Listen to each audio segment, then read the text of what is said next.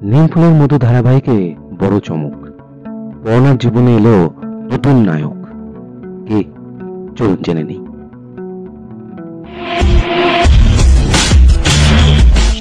এই মুহূর্তে জি বাংলার অন্যতম জনপ্রিয় ধারাবাহিক হলো নিমফুলের মধু।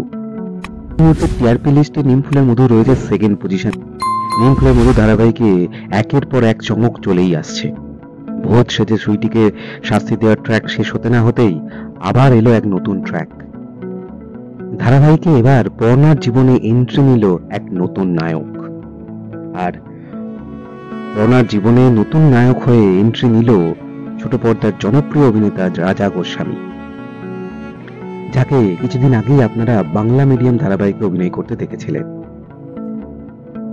পর্ণার নতুন অফিসের চিফ এডিটর অভিমন্যুর চরিত্রে দেখা যাবে রাজাকে।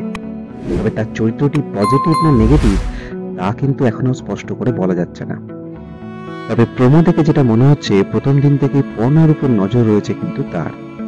তাহলে এবার কি আমরা পর্ণা এবং অভিমন্যু নতুন করে কেমিস্ট্রি দেখতে পাবো, নাকি রয়েছে অন্য কোনো নতুন চমক?